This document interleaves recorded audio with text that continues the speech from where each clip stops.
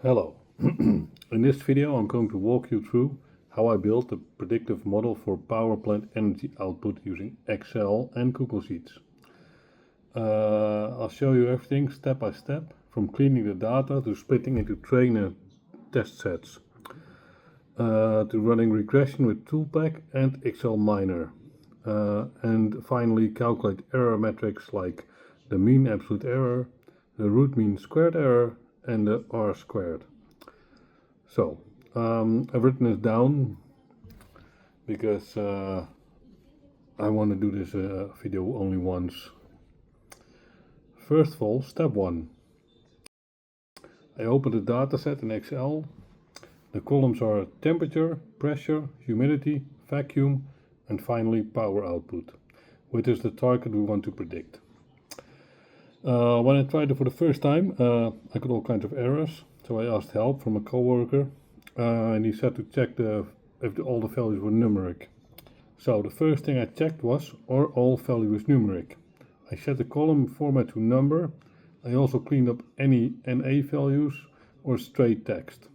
That way the regression tools won't complain about non-numeric data. Step 2.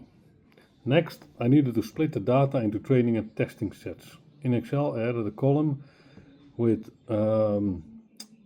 equal random, parenthesis open, parenthesis closed, sorted the rows randomly, and then tagged the first 80% as train and the last 20% as test. In Google Sheets, I used this formula to make a split, but it's important to know that I then paste these as values to the split, so it doesn't change every time the sheet recalculates.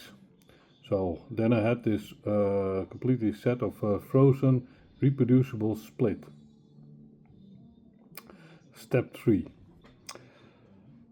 Before modeling, I quickly checked correlation and scattered plots. In Excel, that's how you do it, is data analysis, and correlation. In Sheets I used equals correlation, parenthesis open and close function, and this helped me to see which variables were strongly related to power output. Alright, then what is time for the model? In Excel I enabled the analysis toolpak. I went to the data analysis, and then regression, and selected the power output as Y and the 4 sensor columns as X. Then I checked labels to include the headers. Clicking OK gave me the regression coefficient and R squared. In Google Sheets I used Excel Miner add-on. I selected regression, linear regression that is. Set PE as the Y and T, AP, RH and V as X, and then ran the model. The output was a similar coefficient plus model diagnostics. Step 5. The predictions in the sheet.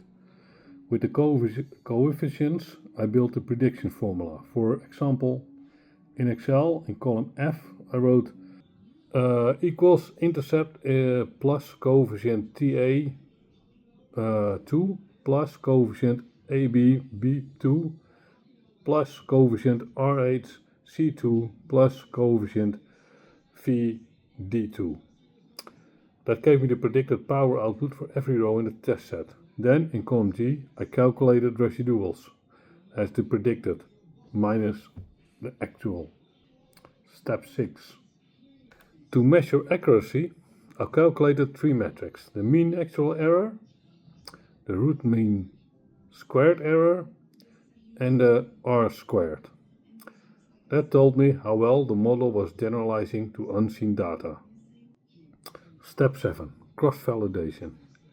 I also tried k-fold cross-validation. I added a column with this formula to assign folds after shuffling. Then I trained on 4 folds and validated on the 5th, repeating 5 times. I averaged the root mean squared errors across folds to get a more stable performance estimate. So, well, that's the full workflow. First, clean the data, split the train and test column, Run the regression in Excel or Google Sheets with Excel Miner or the Toolpak. Make predictions with formulas and evaluate with the mean absolute error, the root mean squared error and the root squared. Now, on a side note, I had some trouble at first because somehow Excel kept calling all kinds of numeric errors, and Google Sheets also. So I asked help from a data analyst at my work to solve these problems because there was some non-numeric data in it, and we cleared that. I said that also in the video, and well, that was it.